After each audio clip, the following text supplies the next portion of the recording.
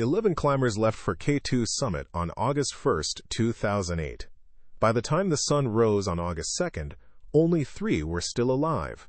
18 hours. 8 dead. And every single death was preventable. That's not speculation. That's what the evidence shows. Every death on that mountain in those 18 hours traces back to decisions made about weather, specifically decisions to push into a summit window that was already closing. Decisions that had been made before on K2. Decisions that killed climbers in 1986, in 1995, in 2006. The same calculation, the same reasoning, the same result. Here's what nobody tells you about K2 summit attempts. The window isn't days. It's not even a full day most seasons. On K2, the gap between survivable conditions and death sentence can be 12 hours, sometimes less. The entire climbing season, months of acclimatization, hundreds of thousands of dollars, years of planning, comes down to a single bet. Can you summit and get back down before the weather turns? Every season, climbers make that bet. Every season, some of them lose. But 2008 wasn't just another bad bet. 2008 was what happens when everybody makes the same bet at the same time. When 30 climbers from multiple expeditions all decide the window is open. When they all crowd onto the same route. When the fixed ropes they're depending on fail under the weight of too many people. And when a serac, a house-sized block of ice hanging above the bottleneck couloir, releases without warning, cutting off the only way down. If you think this is a story about reckless climbers ignoring obvious danger, you're wrong. That's the easy version. The comfortable version. The version that lets you believe you'd never make the same choice. The truth is harder. These were experienced mountaineers. Several had summited 8,000-meter peaks before. They had weather forecasts. They had Sherpa support. They had communication with base camp. They made calculated decisions based on available information. And those calculations killed them, not because the information was wrong, because K2's margin for error is 0. And the decisions they made, the decisions climbers keep making every single season, assume a margin that doesn't exist. If you're watching this and you think the 2008 disaster was a one-time catastrophe, stay until the end, because I'm going to show you that the exact same sequence of failures has played out on K2 before 2008 and after 2008. The names change. The nationalities change. The year changes. The pattern doesn't. This is the full story. Every climber, every decision, every warning ignored, everybody left behind. And the question nobody in the climbing industry wants to answer. If we know this pattern kills, why does it keep happening? Let me tell you who died on August 1st and 2nd, 2008, and exactly how the weather gamble destroyed them. Ger McDonnell was Irish, 37 years old. He'd dreamed of K2 since he was a teenager. He was one of the strongest climbers on the mountain that season. He would become the first Irish person to summit K2. He would also become the first Irish person to die on K2. Both happened within hours of each other. Hugues Dobered was French, 61 years old, a retired businessman who had taken up extreme mountaineering in his 50s. He'd summited Everest. He'd summited Broad Peak. K2 was supposed to be the crown jewel. His family begged him not to go. He told his daughter he'd be careful. He told his wife this was his last big mountain. He was right about that. Rolf Bay was Norwegian, 33 years old. He was climbing with his wife, Cecilie Skog. They were one of the strongest teams on the mountain. They had summited together before. They planned to summit K2 together. Cecily would summit and survive. Rolf would summit and die. She would watch it happen. Think about that for a moment. A husband and wife, on the same rope, on the same mountain, making the same decisions. One lives. One dies. That's K2. That's the margin. If you're still thinking this is about stupidity, let that sink in. Rolf Bay wasn't stupid. He was climbing with his wife. He had every reason in the world to be careful.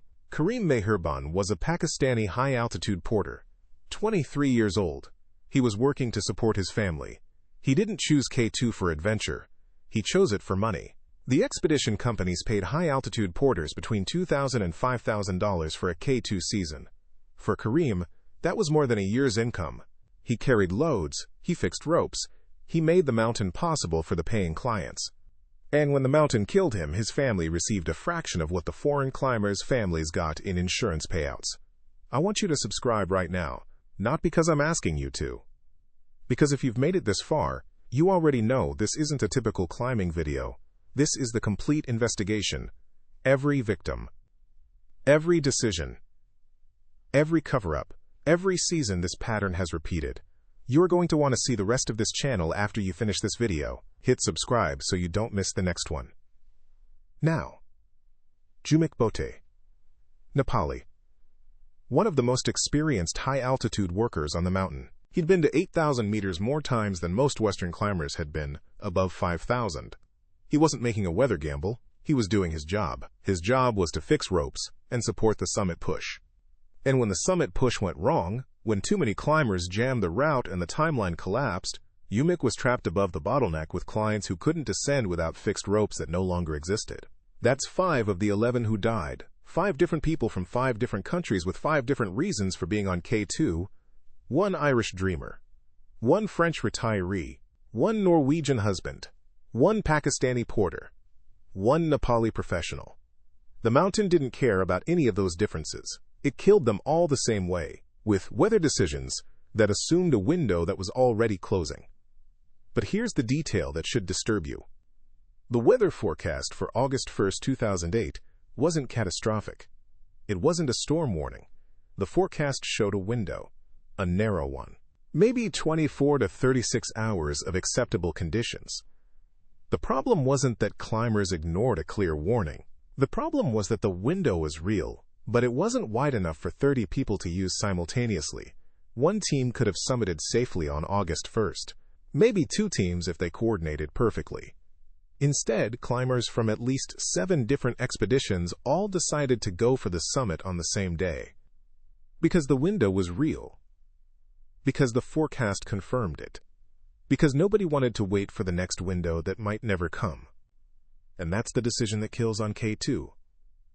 Not ignoring warnings, stretching a window, taking a forecast that says possible and hearing guaranteed, treating a 24-hour opening as 36 hours, treating a 1-team window as a 7-team highway. This pattern has a name in the climbing community. They call it summit fever. But that phrase makes it sound like an emotion, like an irrational impulse. It's not. It's a calculation. Climbers look at the forecast, the season timeline, the money spent, the acclimatization completed, and the probability of another window, and they calculate that pushing now is a better bet than waiting. The calculation is rational. The problem is that K2 doesn't honor rational calculations. The 2008 season had already been brutal. Bad weather had shut down summit attempts for weeks. Teams had been sitting at base camp, burning through supplies and money. The August 1st window was the first real opening in almost a month. For many climbers, it was their last chance. Their permits were expiring. Their budgets were exhausted. Their bodies were deteriorating from weeks at altitude. So when the window opened, everyone went. All at once. And the mountain's infrastructure, the fixed ropes, the route, the camps, couldn't handle it. But the crowding wasn't the killer. Not directly. The crowding caused delays. The delays pushed the timeline. And on K2, a pushed timeline means you're descending in the dark. Descending in the dark on K2 means you're navigating the bottleneck couloir, the most dangerous passage on the mountain, without being able to see where you're stepping, where the anchors are, or where the seracs above you are cracking. The serac above the bottleneck is a frozen wall of ice the size of a building. It hangs there, suspended by physics that no one fully understands. It calves, meaning pieces break off, without warning. No forecast predicts it. No technology detects it. It just releases. When it releases, tons of ice cascade down the bottleneck couloir at speeds that make running impossible. If you're in the couloir when it releases, you die. On August 1, 2008, dozens of climbers were in and around the bottleneck when the serac released. Not once. Multiple times over the next 18 hours. Each release swept climbers away, cut fixed ropes, destroyed the route, trapped survivors above the danger zone with no way down. Now here's what I need you to understand before we go any further. Everyone who died in 2008 made a weather decision. But the weather itself wasn't what killed most of them. The Serac killed them. The delayed timeline killed them. The fixed rope failures killed them. The lack of coordination between expeditions killed them. The weather decision was the first domino. Everything else fell from there. And every one of those dominoes, the crowding, the delays, the rope failures, the Serac exposure, was predictable, had been predicted, had happened before, would happen again. In 1995, 6 climbers died on K2 in similar conditions. A narrow window, too many teams, delays on the route, descending in darkness. In 2006, the pattern repeated. In 2008, it killed 11. After 2008, the climbing community swore it would never happen again. It happened again. Multiple times. Because the fundamental equation hasn't changed. K2's summit window is still brutally short. The mountain is still commercially guided. Climbers still spend $65,000 or more for a single attempt. And when the window opens, nobody wants to be the one who waited. What I'm going to show you across this video is not just what happened in 2008. I'm going to show you the anatomy of a decision that has killed climbers on K2 in nearly every season. The weather gamble. The window stretch. The calculation that looks rational at base camp and becomes a death sentence at 8,000 meters. To understand how 11 people died in 18 hours, you need to understand who they were before K2. Not their climbing resumes. Their lives. Their families. The promises they made. The reasons they couldn't turn back. Because the weather decision isn't just about weather. It's about everything a climber brings to that moment. The money, the ego, the fear of failure, the pressure from sponsors, the promises to families that this is the last big one. The victims of August 2008 weren't interchangeable names on a casualty list. They were fathers, husbands, sons, professionals, dreamers, and workers. And every one of them arrived at the same decision point, with different pressures pushing them toward the same fatal choice. Their stories, who they were, what drove them, what they had to lose, are what make the 2008 disaster more than a statistic. And they're what make the repeating pattern on K2 not just tragic but obscene. Because knowing these people, knowing what they left behind, and knowing that the same decisions are being made right now on that same mountain by different people with different families, that's the real horror of K2. It's not the altitude, it's not the cold, it's not even the Serac. It's the fact that we keep sending people into the same trap, with the same odds, and acting surprised when the outcome is the same. Let me start with Ger McDonnell, because his story, more than any other, shows exactly how a smart, careful, experienced climber walks step by step into a decision that kills him, and how everyone around him saw it happening and couldn't stop it. Chapter 2, The People the Mountain Took. Gerard McDonnell grew up in Kilcornan, County Limerick, Ireland. Population, barely a village. He was the kind of person everyone in a small town knows. Tall, friendly, the guy who'd help you fix your car and then stay for dinner. He worked as an engineer in Alaska. He made good money. He had a partner, Annie Starkey, who loved him and feared his climbing in equal measure. Ger discovered mountaineering in his 20s. He wasn't born into it. Ireland doesn't produce high-altitude climbers the way Nepal or Switzerland does. There's no tradition, no infrastructure, no Himalayan heritage. Ger built his climbing career from scratch. He trained on Scottish ice. He climbed in South America. He progressed through the 8,000-meter peaks methodically. Cho-O-Y-U, Everest's north side. He was systematic. Patient, the opposite of reckless. K2 was his obsession. He'd attempted it before and failed. Weather turned him back. He didn't complain. He went home, trained harder, and planned to return. That patience, that willingness to wait for the right conditions, made everyone around him believe he was the safest climber on the mountain. Annie believed it. His family in Limerick believed it. His teammates believed it. But patience has a breaking point. Ger had spent years and tens of thousands of dollars pursuing K2. His 2008 expedition was supposed to be definitive. Summit or accept it would never happen. He told Annie this was the last attempt. One more shot. If the mountain said no, he'd listen. The mountain didn't say no, it said maybe. And maybe is the most dangerous word on K2. Gurr wasn't alone in carrying that weight. Hugues de Barade carried a different version of the same pressure. Hugues was 61 years old. In the high-altitude world, that's ancient. Your body at 61 doesn't recover like it does at 35. Your lungs don't process thin air as efficiently. Your blood doesn't carry oxygen the way it used to. Every day above base camp is a day your body deteriorates faster than a younger climber's. Hugues knew this. He was a former CEO, a man who dealt in risk assessment professionally. He'd built and sold companies. He understood probability. He understood diminishing returns. And he understood, with absolute clarity, that 2008 was almost certainly his last physical opportunity to summit K2. His daughter Julia asked him not to go. His wife asked him not to go. His friends asked him not to go. Hugues listened to all of them. Then he went anyway. Why? Because Hugues de Barade had summited Everest at 56. He'd summited Broad Peak. He'd proven that age was manageable. And K2, the last great prize, was the one summit that would complete his story, not his climbing resume.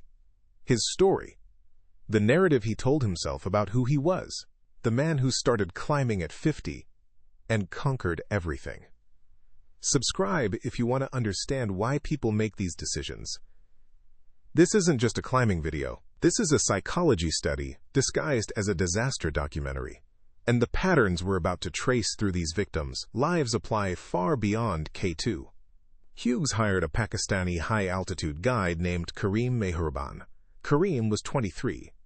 That age gap, 61 and 23, tells you everything about the economics of K2. Hugues paid for the expedition. Karim made the expedition possible. Without Karim carrying loads, fixing ropes, and breaking trail, Hugues couldn't have gotten above Camp 2. Karim Meherban came from Hush Valley in northern Pakistan. If you've never heard of it, that's the point. Hush is one of the most impoverished regions in a country with extreme poverty. High-altitude portering isn't a career choice there. It's one of the few ways to earn real money. Karim supported his parents, his siblings, and his young wife. A single K2 season could pay for a year of family expenses. 2 good seasons could build a house. Karim didn't dream of summiting K2. He dreamed of giving his family a better life. The summit was a means, not an end. But on August 1, 2008, Karim would be above 8,000 meters, in the death zone, making the same weather gamble as every other climber. His reasons were different.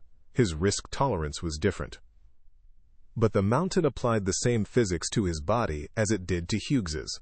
That's the cruelty of K2's economics. The people who can least afford the risk are the ones taking the most of it. Karim didn't choose the summit day. His client did. Karim didn't analyze the weather forecast. His expedition leader did. Karim followed the plan because that's what high-altitude porters do. They follow the plan, or they don't get paid, or they don't get hired next season. Now, Rolf Bay. Norwegian. 33. One of the most experienced climbers of his generation. He'd been to Antarctica. He'd done major Arctic expeditions. He'd climbed in the Himalayas multiple times. Rolf wasn't a weekend warrior. He was a professional adventurer. His wife, Cecilie Skog, was equally accomplished. She'd become the first woman to complete the 3 Poles Challenge, summiting Everest, reaching the North Pole, and reaching the South Pole. Cecilie and Rolf were a power couple in the expedition world. They climbed together. They planned together. They trusted each other with their lives. K2 was supposed to be another shared adventure. They'd discussed the risks extensively. They'd agreed on a conservative approach. They would wait for a solid window. They would use supplemental oxygen. They would set a strict turnaround time. If conditions deteriorated, they would descend immediately. No exceptions. They followed every one of those rules. And Rolf still died. That fact, that a climber can do everything right and still die on K2, is what separates this mountain from every other peak in the world. Everest forgives mistakes. K2 doesn't even forgive perfection. Rolf and Cecily summited on August 1st. They began their descent on schedule. They were doing everything they'd planned. And then the Serac released. It swept across the bottleneck. It cut the fixed ropes. Rolf was in its path. Cecily was not. Meters apart, same rope team, same mountain, same decisions. One lived, one didn't. There's no lesson in that. No mistake to identify, no decision to second-guess. Just physics and geometry and the random violence of a collapsing ice wall. That's the part of K2 that no weather forecast addresses. You can time the window perfectly. You can execute the climb flawlessly. And you can still be standing in the wrong place when gravity decides to rearrange 10,000 tons of ice. But here's where the weather decision still matters. If fewer climbers had been on the mountain that day, the timeline wouldn't have been delayed. If the timeline hadn't been delayed, Rolf and Cecily would have been through the bottleneck hours earlier. Maybe before the Serac released, maybe not. But the delay, caused by crowding, caused by everyone choosing the same window, caused by the weather gamble, put them in that exact spot at that exact time. Jumik Bote was Nepali, an experienced high-altitude worker who had spent seasons on both Everest and K2. He was part of a Korean expedition led by Kim Jae-soo. The Korean team was well-funded and well-organized. They had permits, they had Sherpa support, they had a plan. Jumik's job was to support the Korean climbers above Camp 4. Fix ropes, break trail, carry supplemental oxygen. He'd done this work dozens of times. He was professional, he was reliable. He was the kind of worker expedition leaders requested by name. Jumik had a younger brother, Chiring Bote, who was also on the mountain. They were working the same expedition. Two brothers above 8,000 meters on K2. Their family in Nepal's Makalu region depended on their combined income. Jumik and Chiring sent money home every season. Their mother, their wives, their children. The math of high-altitude work is simple and brutal. The higher the danger, the higher the pay. K2 paid more than Everest. Because K2 killed more than Everest, Chiring Bote would survive August 1st. Jumik would not. One brother returns, one stays on the mountain forever. The same pattern as Rolf and Cecily. Proximity to death determined by feet, by seconds, by the angle of falling ice. There were others. Drin Mandic, a Serbian climber, 32 years old, attempting K2 as part of a Serbian national expedition. He fell near the bottleneck on August 1st, before the main catastrophe even began. His death was a warning. The route was already dangerous. The fixed ropes were already compromised, and the teams behind him kept climbing. Jahan Beg, another Pakistani high-altitude porter, he went to help Drin after the fall. He never came back. 2 deaths before the main disaster. 2 warnings the mountain gave. 2 warnings everyone continuing upward chose to interpret as isolated incidents rather than signals. Hit subscribe right now if you're starting to see the pattern. These aren't isolated stories. These are the same story, told with different names, every single season on K2. And understanding why requires going deeper than any climbing documentary has gone before. There was also Pasang Lama, a Nepali Sherpa, and Hwang Dong-jin and Park Kyung-yo from the Korean expedition. Each with families, each with reasons for being there, each making or being carried along by the same weather calculation that put 30 people on the same route on the same day. What connected all of these climbers wasn't skill level. It wasn't nationality. It wasn't even ambition. What connected them was timing. They were all on K2 during a season with terrible weather and one narrow window. And they all decided, or their expedition leaders decided for them, that this window was enough. The veterans thought their experience would protect them. It didn't. The clients thought their guides would protect them. They couldn't. The porters thought the system would protect them. It never does. 11 people. At least 6 nationalities. Ages ranging from 23 to 61. Professional climbers, weekend adventurers, working porters, and a retired CEO, bound together by a single shared delusion. That K2 summit window was wide enough for all of them. Now you know who they were. You know what they left behind. You know the promises they made. You know the pressures they carried. And now you need to understand the decision that killed them. Because the decision wasn't made on August 1st. It was made weeks earlier. In conversations at base camp, in emails to sponsors, in negotiations between expedition leaders who couldn't agree on a plan. The summit day was the consequence. The cause was everything that happened before it. And the first crack in the plan, the one that would eventually collapse the entire operation, appeared on July 28th, 4 days before the summit push. When 7 expedition leaders sat in a tent at base camp and tried to agree on a single coordinated plan. What emerged from that meeting wasn't a plan. It was a compromise. And on K2, Compromise Kills. Chapter 3, The Window and the Gamble, July 28, 2008. K2, Base Camp. 7 expedition leaders gathered inside a mess tent belonging to the Dutch-led Norrit expedition. The meeting lasted 3 hours. It should have lasted 30 minutes. The agenda was simple. Coordinate the summit push so teams weren't tripping over each other in the bottleneck. What emerged was the foundation of a disaster. The problem was straightforward. K2's standard route funnels every climber through a single passage, the bottleneck couloir, at around 200 meters. The bottleneck is steep. It's icy. It runs directly beneath the massive sérac that hangs off the mountain's shoulder. Every minute you spend in the bottleneck is a minute you're exposed to that sérac. Speed through the bottleneck is survival. Delay in the bottleneck is death. For one team of 4 to 6 climbers, the bottleneck is manageable. Clip into fixed ropes.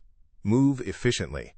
Get through in 90 minutes, maybe 2 hours. For 30 climbers from 7 different expeditions, all trying to pass through the same corridor on the same day, the math breaks.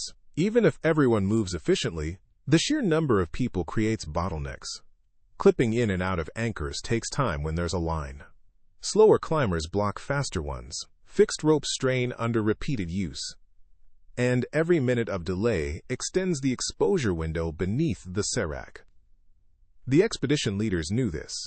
Every single one of them, they'd all seen the disaster reports from previous years. They understood the physics. And yet, when they sat down on July 28th, not one of them volunteered to go on a different day. Here's why. The weather forecast showed a window opening on July 31st or August 1st. Maybe 24 hours of acceptable conditions. Maybe 36 if they were lucky. After that, the model showed deterioration. Possibly for the rest of the season. For teams that had been waiting at base camp for weeks, burning money, burning time, burning physical reserves, this window might be the only chance. No expedition leader wanted to tell their clients, another team gets the window, we wait. Because waiting might mean going home without a summit. Going home without a summit means refunding deposits, losing sponsorships, damaging reputations, and, for the commercial operators, potentially going out of business. So they compromised. All teams would go on the same day. They would coordinate by sending an advance team to fix ropes through the bottleneck on July 31st. Summit teams would leave Camp 4 late on the night of July 31st, pass through the bottleneck in the early morning hours of August 1st, summit by early afternoon, and descend before dark. The plan required 3 things to work. First, the ropes had to be fixed on time. Second, every team had to leave Camp 4 on schedule. Third, every climber had to maintain a pace fast enough to keep the column moving through the bottleneck without delays. None of those 3 things happened. The rope fixing team, a group of Sherpas and high-altitude porters designated to carry rope and install anchors through the bottleneck, was supposed to depart Camp 4 at midnight on July 31st, several hours ahead of the summit teams. They would fix ropes through the bottleneck and across the traverse above it, creating a highway for the summit climbers to follow. But the rope-fixing team didn't leave on time. Accounts differ on why. Some say the ropes hadn't been carried high enough, that logistical failures lower on the mountain meant the advance team didn't have enough rope at Camp 4. Others say confusion about which team was responsible for supplying rope caused delays. Others blame the altitude. At 900 meters, everything takes longer. Every task requires superhuman effort. And organizational failures that would be trivial at sea level become catastrophic. Whatever the reason, when the summit climbers began leaving Camp 4 in the early hours of August 1st, the ropes through the bottleneck were not fixed. Subscribe and leave a comment telling me if you've ever heard the full rope fixing story before. Because most documentaries skip this part. They jump to the sérac collapse, but the sérac collapse isn't the cause of this disaster. It's the final consequence of a chain that started right here, with ropes that weren't where they needed to be. Now think about what this means. 30 climbers are heading toward the bottleneck. The plan was to clip in and move quickly through fixed ropes. Instead, they arrived to find nothing. No ropes, no anchors, just steep, icy terrain beneath a serac that could release at any moment. Some climbers had brought limited personal rope. Some could front point on crampons without fixed lines. But many, especially the clients, the older climbers, the less technically skilled, relied on those ropes. Without them, they were stuck. What happened next was predictable. A traffic jam. At 200 meters. In the death zone. Directly beneath an unstable serac. Climbers milled around at the base of the bottleneck. Some waited for ropes to be fixed. Others attempted to climb without ropes. Some expedition leaders tried to organize ad hoc rope fixing with whatever supplies were available. The advance team eventually began fixing ropes, but they were working at extreme altitude with inadequate supplies, and the work was slow. The delay was measured in hours. Not minutes. Hours. And every hour of delay at 200 meters does two things. It consumes supplemental oxygen that climbers need for the descent. And it pushes the summit time later, which pushes the descent into darkness. The standard K2 summit day protocol is clear. Leave Camp 4 by midnight. Reach the summit by 2 p.m. at the latest. Begin descent immediately. Be through the bottleneck before dark. The turnaround time 2 p.m. exists for one reason. If you haven't summited by 2 p.m., you cannot descend through the bottleneck in daylight. And descending the bottleneck in darkness, under a serac, without reliable fixed ropes, is how people die. On August 1, 2008, multiple climbers summited after 2 p.m. Some reached the top at 3 p.m., some at 4 p.m. Some may have summited as late as 5 p.m. Every one of those summits was a death sentence disguised as an achievement. But the late summits weren't just about stubbornness or ego. They were the mathematical consequence of the morning's delays. If you leave Camp 4 at midnight but don't clear the bottleneck until 8 a.m. instead of 4 a.m., your entire timeline is shifted by 4 hours. A 2 p.m. turnaround becomes a 6 p.m. summit. A daylight descent becomes a nighttime descent. Some climbers recognized this. Marco Confortola, an Italian mountaineer, later said he knew the timeline was falling apart. He knew the delays were dangerous. But by the time he was through the bottleneck, he was closer to the summit than to Camp 4. The psychology of that moment is devastating. You've spent hours in the most dangerous passage on the mountain. You've burned oxygen. You've expended energy you can't recover. And now you're told to turn around? To go back through the bottleneck, having accomplished nothing, with less oxygen and less energy than you started with? The rational choice is to descend. The human choice is to continue. On August 1st, almost everyone made the human choice. Here's a detail that most accounts of the 2008 disaster mention only briefly, but that I think is the key to understanding everything that happened.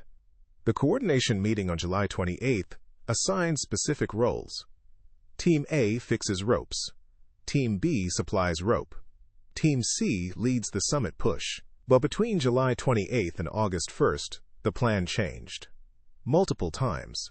Through informal conversations, misunderstandings, language barriers, and shifting conditions. By the time climbers left Camp 4, several teams weren't following the agreed plan. Some believed other teams were fixing ropes. Those teams believed someone else was fixing ropes.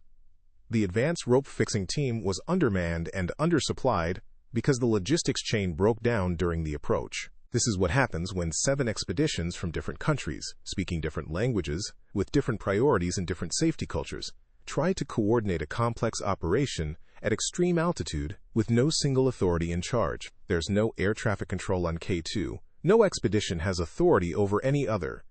The base camp meeting produced an agreement, not a command structure. And agreements without enforcement mechanisms fail. They failed spectacularly on August 1st. By mid-morning, the bottleneck traffic jam had created a cascading delay. Climbers who should have been descending by noon were still ascending.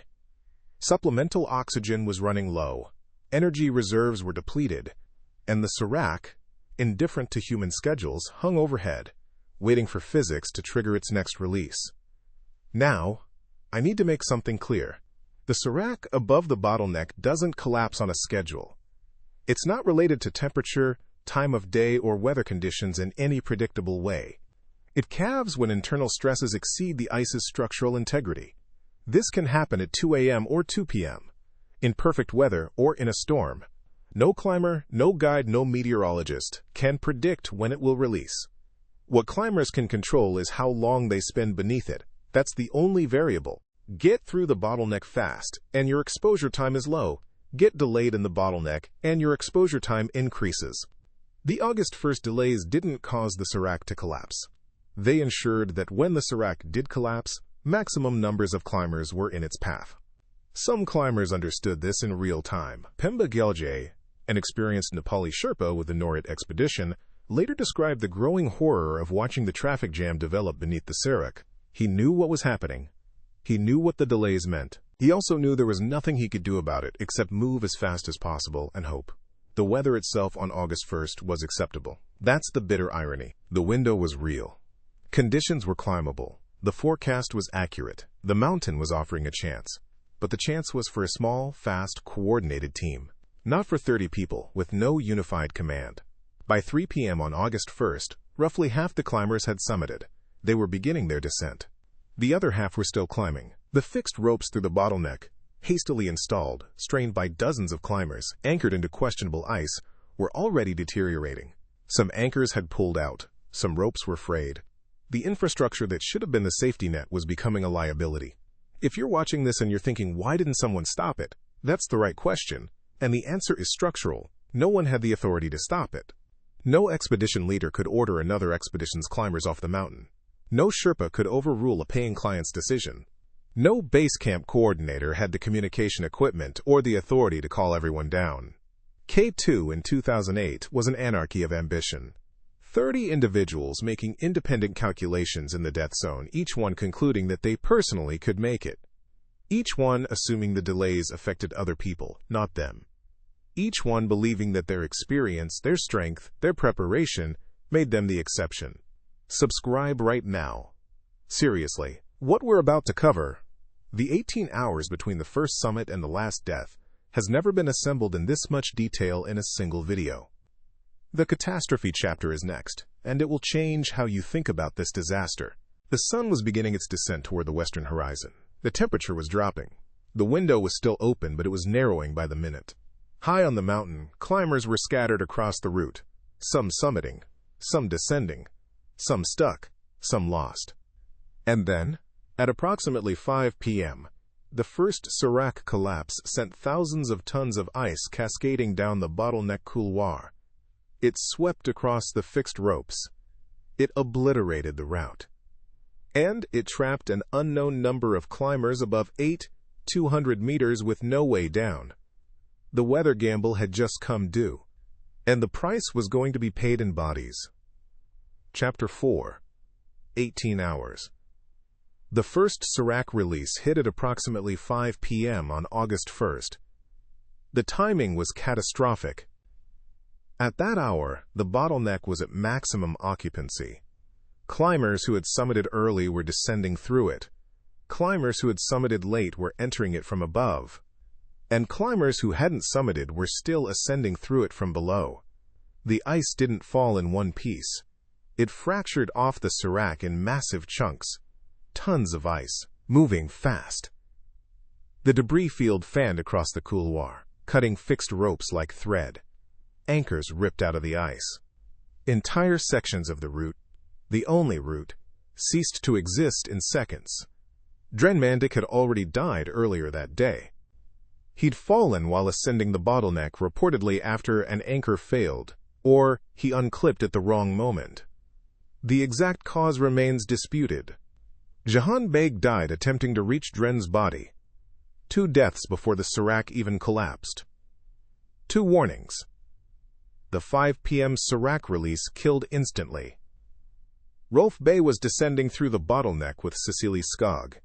They were roped together. The ice struck the fixed lines Rolf was clipped to. He was swept away.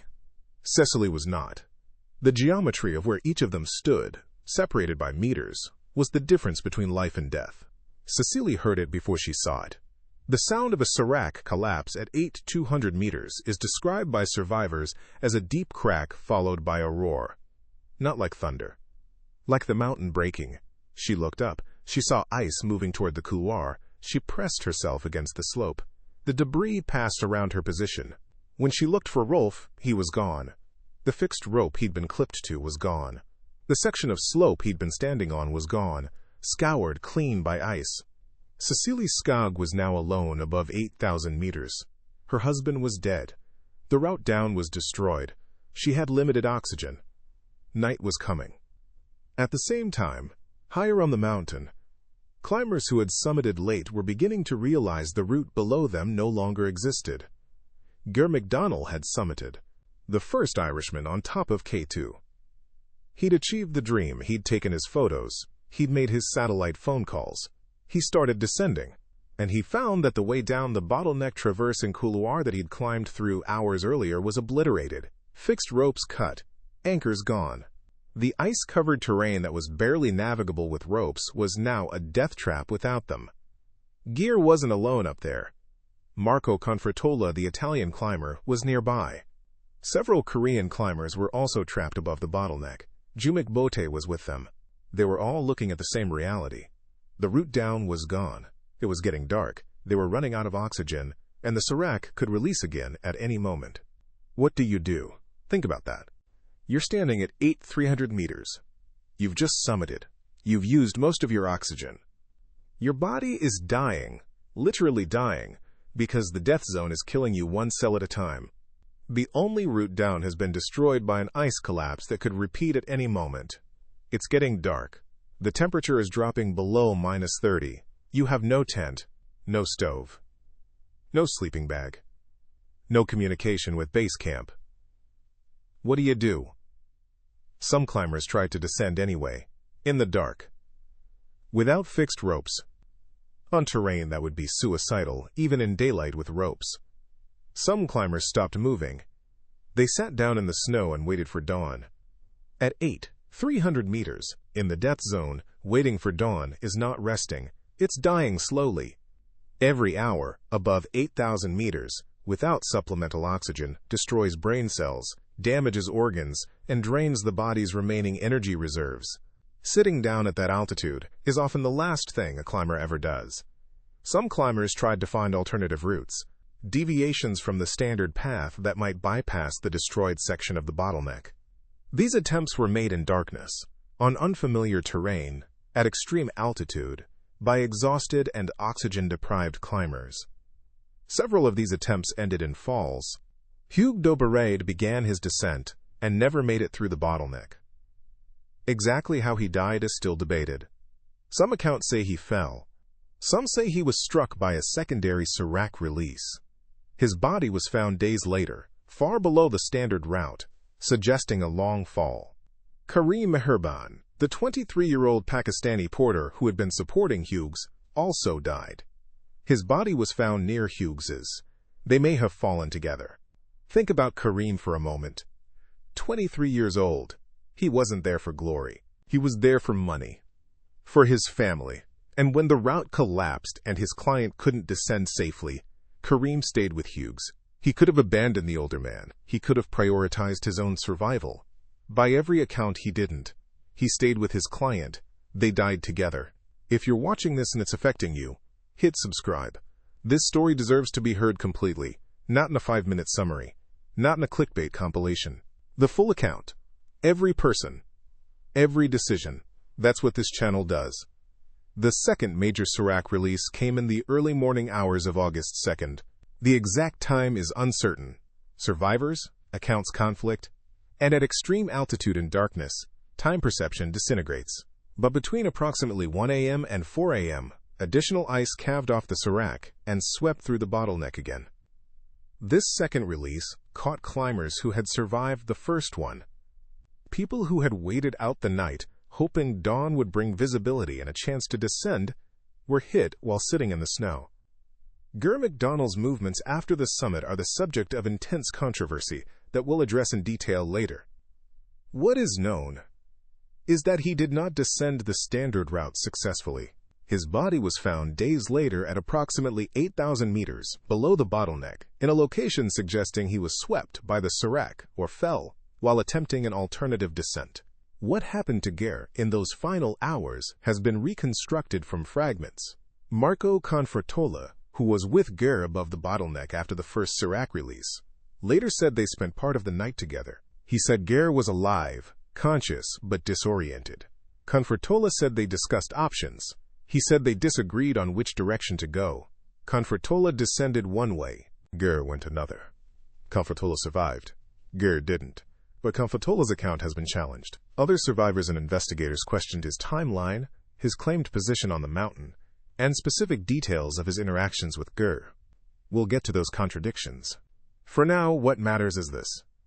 Gare MacDonald, the first Irishman to summit K2, spent his final hours above 8,000 meters in darkness, trying to find a way down a mountain that had erased the only route. The Korean team's tragedy was its own horror. 3 Korean climbers, Hwang Dong-jin, Park Kyung-hyo, and Kim Hyo-gyong, were caught above the bottleneck with Jumik Bote. They were tangled in ropes. Some may have been injured by icefall. They were unable to descend independently. Jumik Bote attempted to help them. His brother Chairing, lower on the mountain, also attempted to reach them. The rescue effort was heroic and futile. At extreme altitude, in darkness, with unstable ice overhead, rescue is barely possible, even with full resources. Jumik had nothing. No additional rope, no rescue equipment, no communication, just his own diminishing strength. The details of what happened to the Korean climbers and Jumik are among the most disputed facts of the 2008 disaster. Some accounts say they were hit by the second serac release. Others say they fell while attempting to descend. At least one account suggests they may have been alive for many hours after the initial collapse, slowly dying of exposure while visible to climbers below who couldn't reach them. Pemba Gyalje, the Sherpa with the Norit expedition, was one of the few who attempted active rescue. He descended and reascended portions of the destroyed route multiple times during the night, trying to reach stranded climbers. He helped guide Cecilie Skog and several others to safety. His actions that night are universally acknowledged as extraordinary. But Pemba couldn't save everyone. Nobody could. The math was impossible. Too many stranded climbers, too much destroyed route, too little oxygen, too much darkness. By dawn on August 2nd, the scope of the disaster became visible. Bodies, scattered across the upper mountain. Some partially buried in avalanche debris. Some hanging from remnants of fixed rope. Some lying in the open snow where they had sat down and never stood up. The survivors who made it back to Camp 4 were destroyed, physically and psychologically. Cecilie Skog had lost her husband. Marco Confortola had severe frostbite. He would eventually lose several toes. Pemba Gyalje had pushed his body beyond any reasonable limit. Others were snowblind, frostbitten, dehydrated, and in shock. The radio calls to base camp began at first light. The words were fragmented, broken. Climbers trying to report what had happened when they didn't fully understand what had happened. Base camp operators trying to compile a casualty list from contradictory, panicked reports. How many dead? Nobody knew. Not at first. The initial reports said 3 dead. Then 5. Then 8. The number kept climbing as climbers who had been assumed alive failed to respond to radio calls. Pasang Lama, dead. Hwang Dong-jin, dead. Park Kyung-hyo, dead. Jumik Bote, dead. Gare MacDonald, missing, presumed dead. Hugh Doberede, missing, presumed dead. Kareem Meherban, missing, presumed dead. Rolf Bey, confirmed dead by his wife, who watched him die. 11 people would eventually be confirmed dead from the August 1st-2nd summit push and directly related events.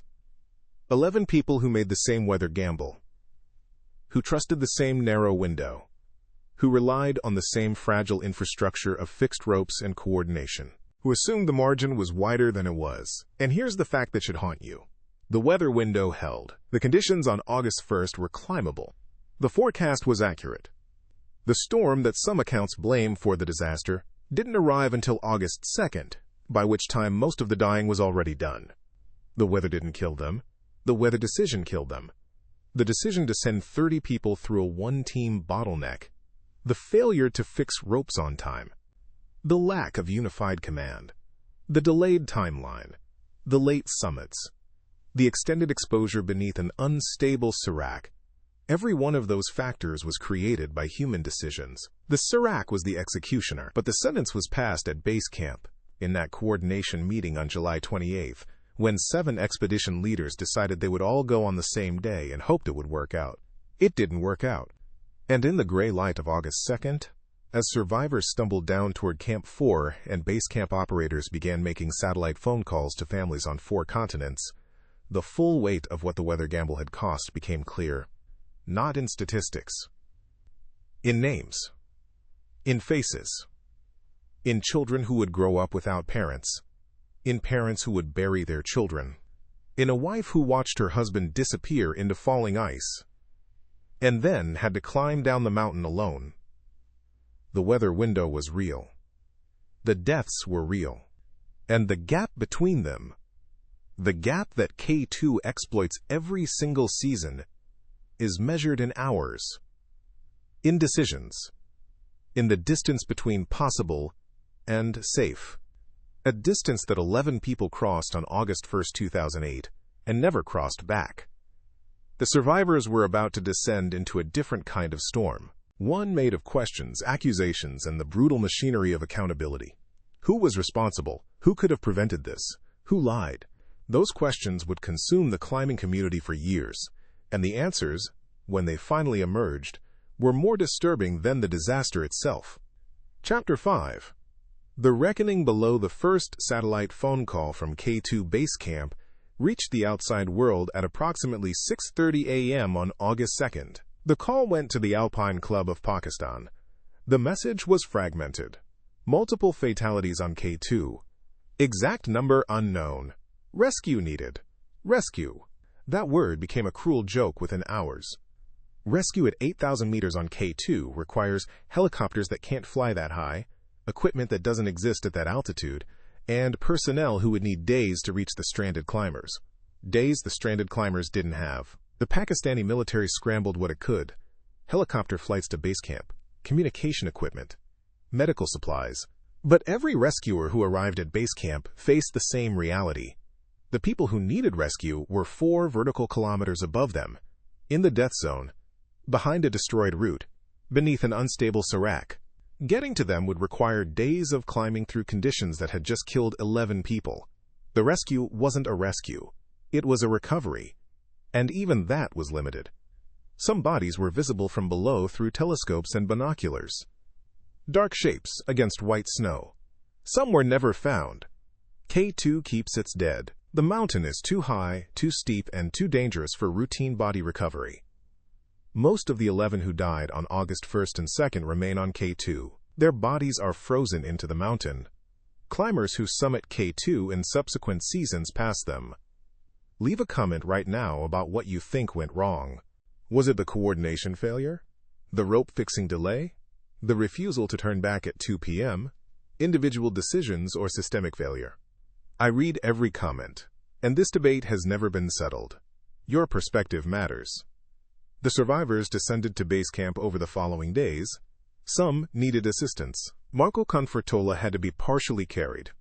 His frostbite was severe. He would undergo multiple surgeries over the following months. He lost toes. The physical damage was permanent. Cecily Skog walked down under her own power. She didn't speak to anyone. Not at Camp 4, not at Camp 3, not at base camp. She walked in silence, carrying her grief and her husband's absence like a weight she would never set down. When the survivors gathered at base camp, the accounts began, and immediately the accounts conflicted. Marco Confortola gave a detailed narrative of his movements after the summit. He described spending the night above the bottleneck. He described being with Ger McDonnell. He described their discussions about descent routes. He described watching Korean climbers tangled in ropes, unable to help them. Other survivors challenged Confortola's account. Pemba Gyalje, who had been moving through the upper mountain during the night conducting rescue attempts, said Confortola's claimed positions didn't match what Pemba observed. Timing discrepancies emerged. Confortola said he was at a certain location at a certain time. Radio logs and other witnesses placed him elsewhere. The specific point of contention that divided the climbing community. Ger McDonnell's final hours. Confortola said Ger was alive and mobile during the night, and that they parted ways when they disagreed on descent routes. If true, Ger made an independent decision that led to his death. But Ger's partner, Annie Starkey, and members of the Norit expedition challenged this account. They presented evidence suggesting Ger may have been incapacitated earlier than Conforto claimed. They suggested Ger might have been trying to help the trapped Korean climbers when he died, that he died attempting rescue, not making a wrong navigational choice. Why does this matter? Because the narrative determines the legacy. If Ger died making a bad navigational choice, he's another victim of poor decision-making. If Ger died trying to rescue trapped climbers, he's a hero who sacrificed his life for others. The difference between those two stories matters to his family. It matters to Irish climbing history. It matters to how the 2008 disaster is understood. And the evidence supports both interpretations. That's the frustration. Ger's camera was damaged. His satellite communication records are incomplete.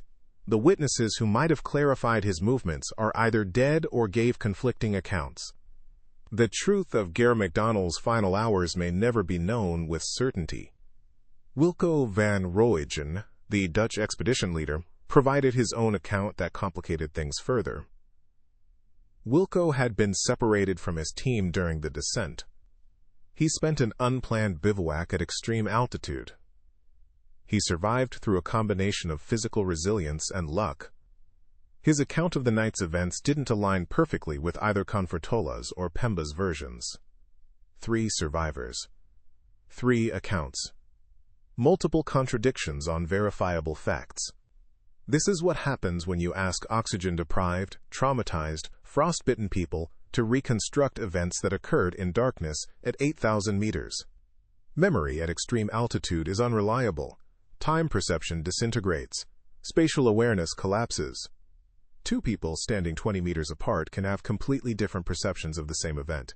But the contradictions went beyond altitude-impaired memory. Some of the discrepancies appeared deliberate. Expedition companies had reputational and legal interests in how the disaster was framed. If the disaster was caused by systemic coordination failures, every expedition leader bore responsibility. If the disaster was caused by individual climber errors, the companies could deflect blame. The investigative reporting that followed, primarily by journalist Graham Bowley, whose book No Way Down became the definitive account, revealed layers of the story that the initial reports missed. Bowley found that the coordination meeting on July 28 was more contentious than initially described. Expedition leaders didn't just disagree on logistics. They disagreed on whether a coordinated push was even advisable.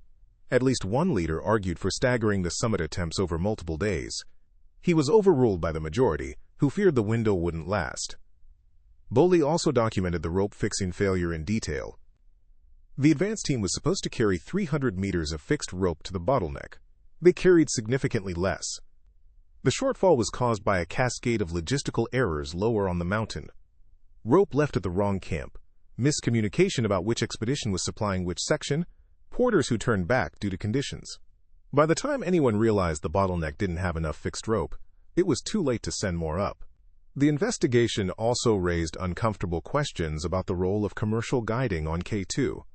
Unlike Everest, where commercial expeditions are well established and regulated, K2 was, and largely still is, a more anarchic environment. There's no governing body managing traffic flow, no mandatory turnaround times, no required communication protocols between expeditions. In 2008, several of the climbers who died were clients of commercial expeditions. They had paid tens of thousands of dollars for guided ascents. Their guides made decisions about when to push, when to wait, and when to turn back. The clients trusted those decisions. But K2 is not Everest. The margin for error is essentially zero. A guided client on Everest who falls behind schedule can be short-roped down by a Sherpa. A guided client on K2 who falls behind schedule at 8,200 meters is in a situation where even the strongest guide may not be able to help. The Korean expedition's losses raised particularly difficult questions. 3 Korean climbers and their Sherpa support died. The expedition had been well-funded and organized by Korean standards, but questions arose about whether the Korean climbers' technical skills matched K2's demands. Were they sufficiently experienced for K2, or had commercial access to K2 made it possible for climbers to attempt a peak that exceeded their abilities? This question, who belongs on K2, is one the climbing community still can't answer without tearing itself apart. The traditionalists say K2 should be reserved for elite alpinists. The commercial operators say anyone willing to pay and train has a right to attempt any peak. The dead can't weigh in on the debate. The Pakistani government's investigation was limited. Pakistan's capacity for high-altitude accident investigation is constrained by resources and access. The bottleneck at 8,200 meters is not a location where accident investigators can examine evidence. The physical scene of the disaster was inaccessible, and what evidence existed was buried under subsequent snowfall or destroyed by subsequent serac collapses. The investigation concluded with recommendations that were reasonable and largely unenforceable. Better coordination between expeditions, stricter turnaround times, improved communication equipment, more rope for the bottleneck. These recommendations assumed that future expeditions would voluntarily adopt them. K2 has no enforcement mechanism, no expedition police, no mandatory safety standards beyond basic permit requirements. The recommendations were published. Some teams adopted them. Many didn't. Subscribe right now if you believe accountability matters in mountaineering. Because what you're about to learn in the next chapter is that the 2008 disaster wasn't an aberration. It was a pattern. And the recommendations from the investigation have been ignored repeatedly in the years since. The families of the dead were left to navigate a grief compounded by uncertainty. Gare McDonnell's family fought for years to establish a definitive account of his final hours. They challenged Confortala's narrative. They worked with investigators and journalists. They wanted the truth, not for legal reasons, but because the story of how their son and brother died mattered to them. Hugues Dauberad's family in France mourned privately. His daughter Julia had asked him not to go. She'd been right. There is no comfort in being right about a warning that went unheeded. There's only the permanent weight of knowing you saw it coming and couldn't stop it. Karim Meherban's family in Hoosh Valley received compensation from the expedition company. The amount was a fraction of what Western climbers' families received through insurance. Karim's death was a financial catastrophe for his family in addition to an emotional one. His income disappeared. The house he'd planned to build was never built. His wife became a widow in a region where widowhood means economic devastation. The high-altitude porters. Deaths are always the most under-discussed casualties in Himalayan disasters. Karim, Jumik, Pasung. They didn't choose K2 for glory. They chose it for survival. And K2 repaid their service with death and inadequate compensation. The economic structure that puts young men from impoverished communities into the death zone to support wealthy foreign climbers' ambitions is the unspoken foundation of every K2 expedition. And it kills disproportionately. Rolf Bay's death left Cecily Skog to rebuild a life that had been constructed around shared adventure. She and Rolf had planned their future together. More expeditions, eventually children, a life built on the foundation of what they'd accomplished as a team. That future ended in the bottleneck couloir. Cecily would eventually return to expedition work. She would remarry. She would continue her career. But every subsequent expedition carried the weight of August 1, 2008. The base camp dispersed slowly. Climbers packed equipment. Bodies that could be reached were retrieved. Most couldn't be. Satellite phones carried the worst calls imaginable. Climbers telling families that the person they loved wasn't coming home. Or worse, that they didn't know if the person they loved was alive or dead, because the body hadn't been found. K2 base camp after a disaster is described by those who've been there as a haunted place. The tents are still up, the equipment is still scattered. But the energy is gone, replaced by silence and the mechanical movements of people who are functioning but not living. Packing gear that belongs to dead friends. Dividing supplies that dead climbers will never use. Sorting personal effects that will be sent to families who don't yet understand what they've lost.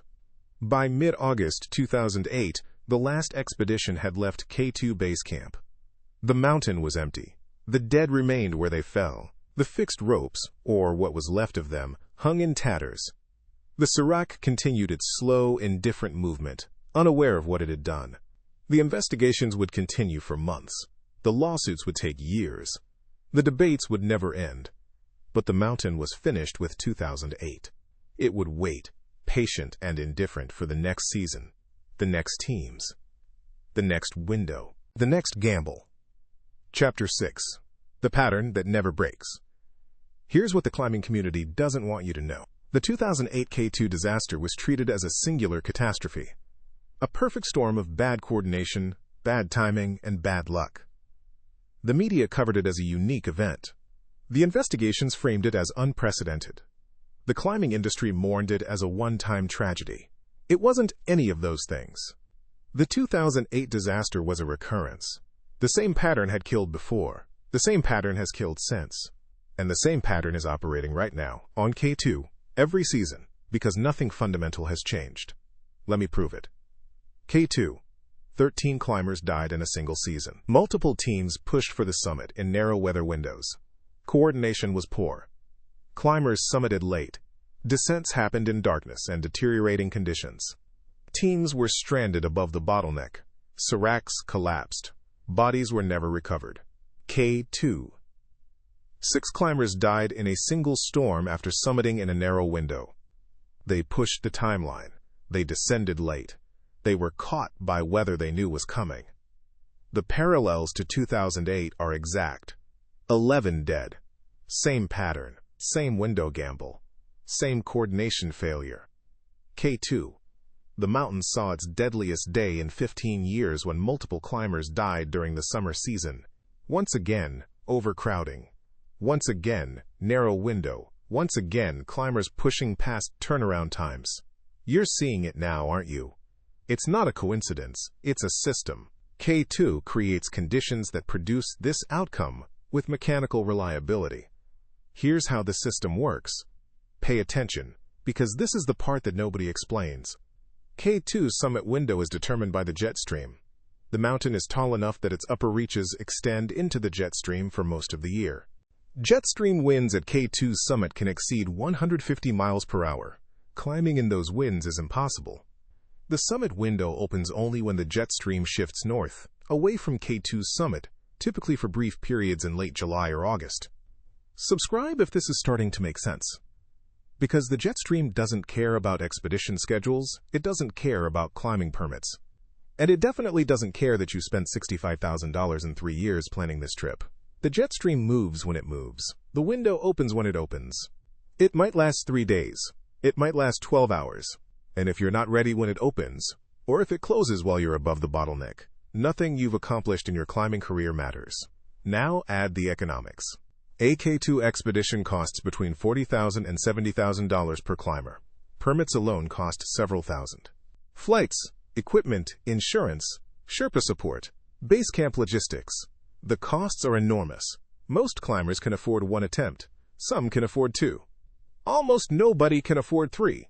When you've spent that much money and the window opens, turning back feels like burning cash. It feels like failure. It feels like accepting that years of planning and training were wasted. The financial pressure to summit during the available window, however narrow, however risky, is immense. Now add the social pressure. Climbers have sponsors who expect results. They have social media followings that are tracking their progress. They have families who know they're attempting K2 and are waiting for the summit call. They have teammates who are going up and will judge them if they turn back. The social cost of descending when others are ascending is psychologically enormous. Now add the coordination failure. K2 doesn't have the Everest system. On Everest, the Sagarmatha Pollution Control Committee and the Nepalese government manage climbing permits and establish broad windows. Icefall doctors maintain the Khumbu Icefall route. There's infrastructure. It's imperfect, but it exists. K2 has none of that. Expeditions coordinate voluntarily or not at all. There's no centralized weather service. No mandatory turnaround times. No traffic management through the bottleneck. Every team makes independent decisions. And when every team independently decides to go on the same day, because the window is the same for everyone, you get August 1st, 2008. Again and again. This is the system. Financial pressure creates urgency. Narrow windows create compression. Lack of coordination creates crowding. Crowding creates delays. Delays create extended exposure.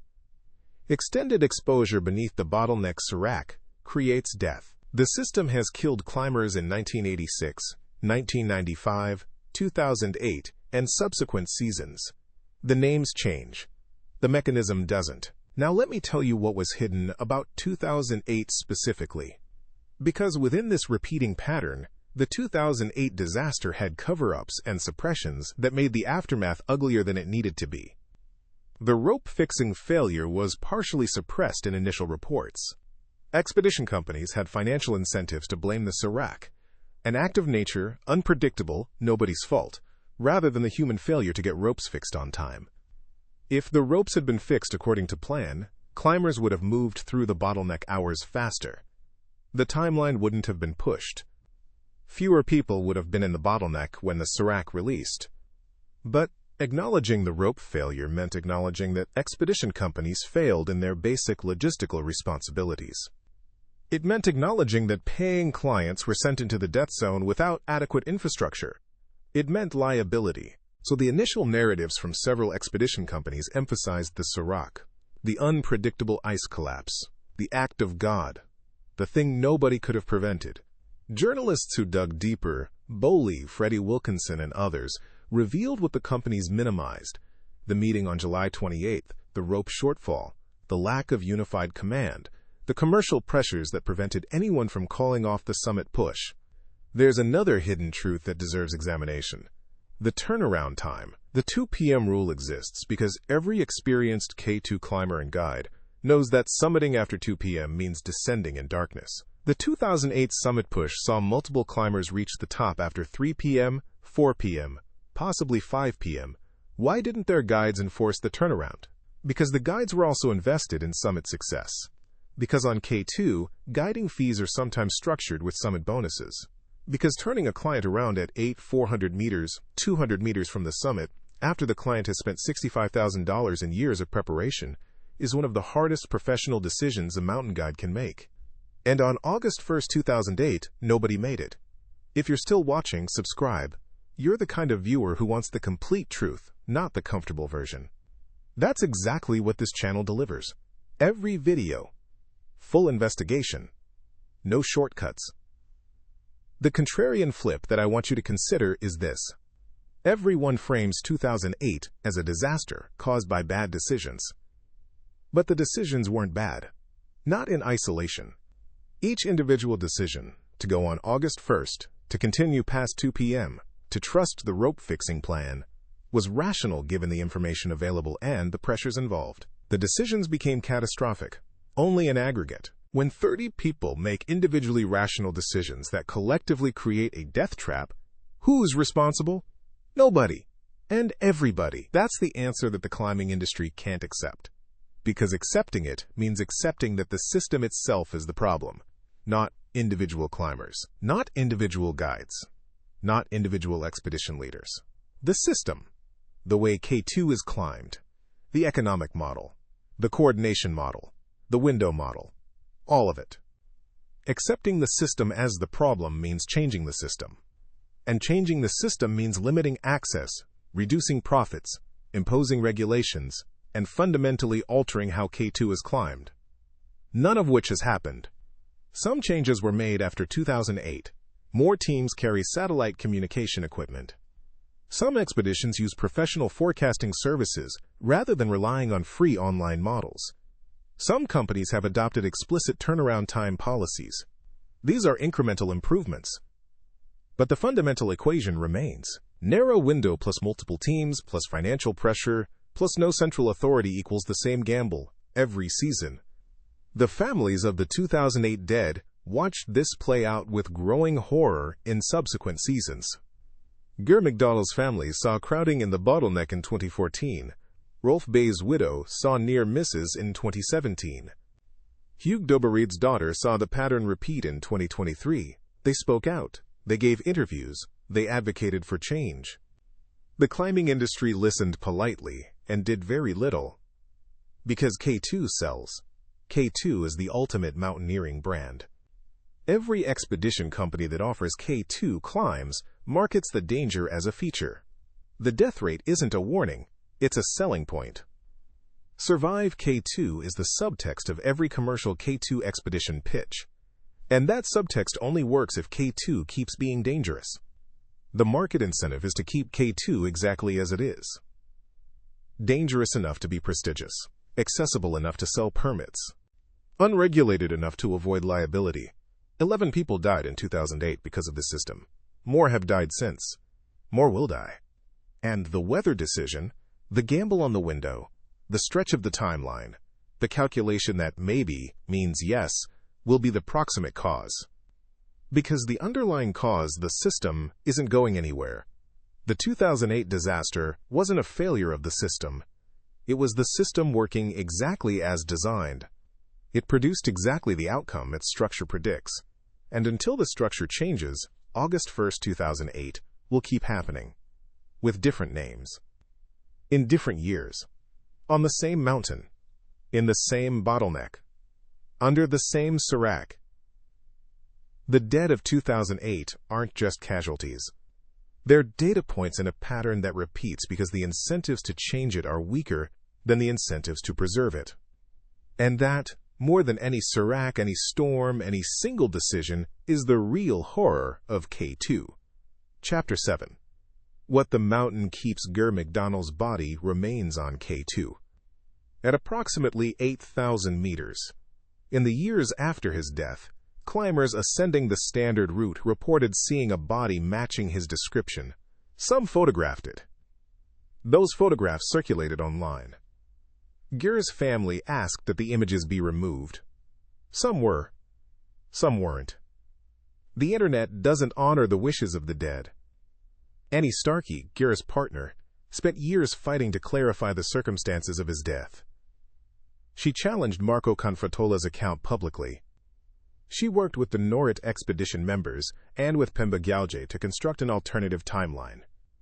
She believed and presented evidence suggesting that Ger died while attempting to help the trapped Korean climbers, that he chose to stay and try to free them from the tangled ropes, rather than descend to safety. If Annie's account is correct, Ger McDonald didn't die making a bad decision. He died making the most selfless decision possible at extreme altitude. He chose other people's lives over his own. And he lost. The truth may be somewhere between Confratola's account and Annie's. Or it may be exactly one of them. Or it may be something else entirely that no surviving witness can describe. The altitude. The darkness. The oxygen deprivation. The chaos. These conditions don't produce reliable narrators. What we know for certain is this. Ger McDonald summited K2 on August 1st, 2008. He became the first Irish person to stand on the summit. He began his descent. He did not make it back to Camp 4. His body was found days later at approximately 8,000 meters. He was 37 years old. In Kilcornan, County Limerick, there's a memorial to Ger. A stone marker near the village where he grew up. People who knew him say he would have been embarrassed by the attention. He climbed for the experience, not the fame. The fame came anyway, in the worst possible form. Cecilie Skog returned to Norway after the expedition. She did not speak publicly about Rolf's death for months. When she did, her words were measured. Controlled. She described watching the serac collapse. She described looking for Rolf and not finding him. She did not cry during the interview. She didn't need to. The precision of her language conveyed more than tears would have. Cecilie continued her expedition career. She led expeditions to Antarctica. She crossed the Antarctic continent on skis. She became, by any measure, one of the most accomplished explorers in Scandinavian history.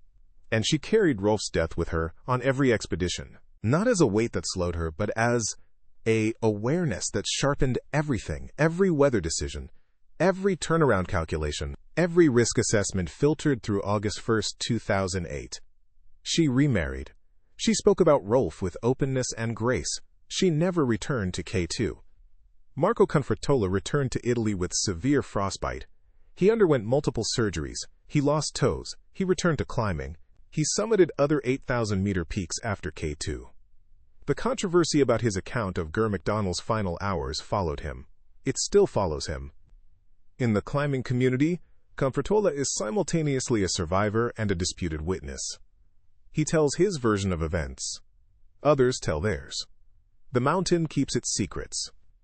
Subscribe right now. Hit the bell. This channel releases deep dive mountaineering disaster investigations regularly. If this video resonated with you, the next one will too. We cover every major disaster with this level of detail. Every victim named. Every decision examined. Every cover-up exposed.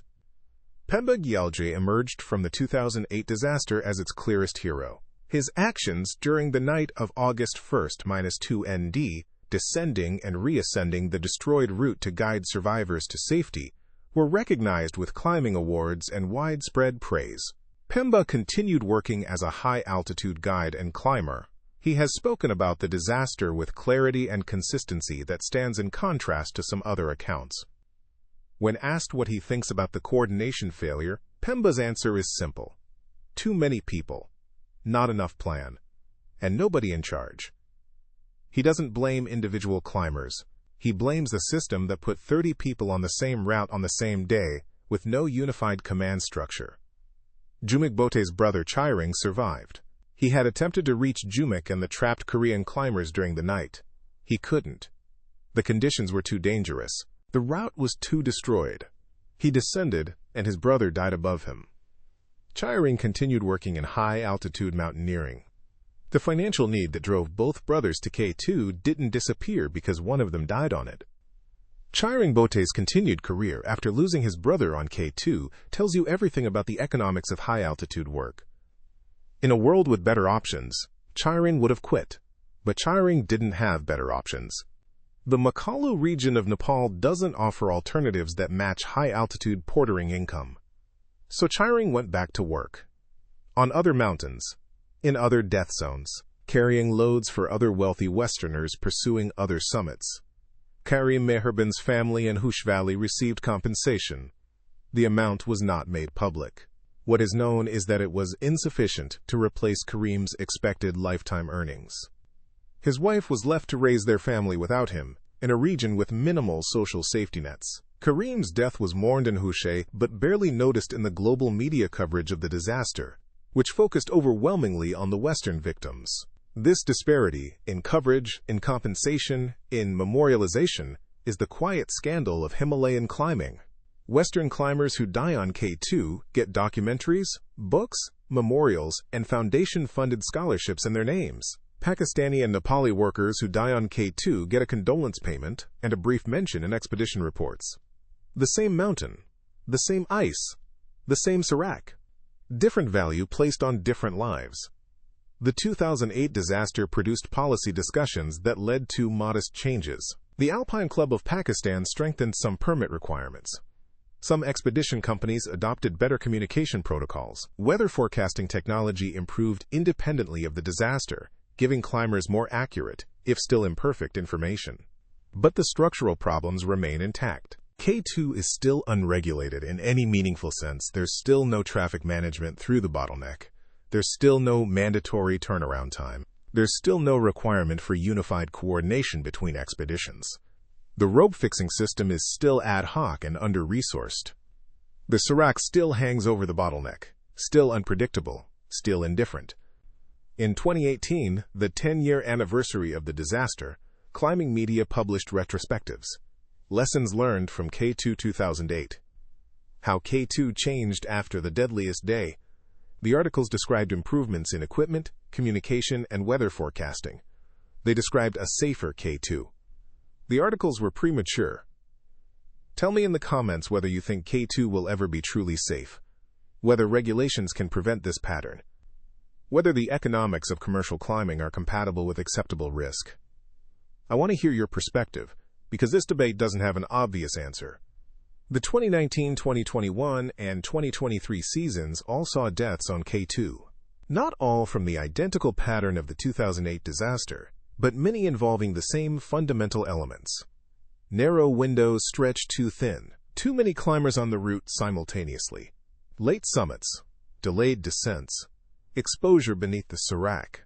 The weather gamble hasn't stopped. It can't stop. Because the weather gamble isn't a choice. It's a consequence of K2's geography, K2's economics, and human psychology. As long as K2 exists as a commercial climbing destination, as long as the summit window is measured in hours, and as long as the only route passes beneath an unstable serac, the gamble will continue. And it will continue to end the same way. Here's what I want you to carry away from this video. The 11 people who died on K2 in August 2008 were not stupid. They were not reckless. They were not suicidal thrill-seekers who deserved what they got. They were human beings who made calculations based on available information, personal pressures, and systemic incentives. Their calculations were rational. Their deaths were preventable. And the gap between rational and preventable is where K2 lives. Every season, new climbers arrive at K2 base camp. They study the weather models. They attend coordination meetings. They make plans. They set turnaround times. They promise their families they'll be careful. And when the window opens, narrow, uncertain, measured in hours, they make the same calculation Ger McDonald made, the same calculation Hugues Dobarade made, the same calculation Rolf Bay made. Most of them survive. The survival rate is the trap, because K2's overall summit success rate masks the conditional probability.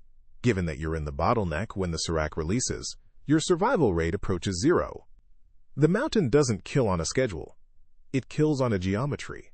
And the weather gamble determines whether you're in that geometry when it activates. The bodies of the 2008 dead mark the route. Climbers pass them on summit day. They see the frozen remains of people who made the same choice they're making, in the same place, under the same serac. And they keep climbing. Because the window is open. Because the money is spent. Because the summit is close. Because this time, they tell themselves, it will be different. It might be different. For most of them, it is. K2 lets most climbers go home. That's how it perpetuates the gamble. If K2 killed everyone who stretched the window, nobody would climb it. Instead, K2 kills just enough to maintain its reputation and not enough to shut down the industry. The mountain operates at the precise mortality rate that sustains commercial interest, while creating a perception of manageable risk. Manageable risk. That phrase should terrify you, because manageable risk is what every climber who died on K2 believed they were taking. Ger McDonald's family still advocates for safer climbing practices on K2.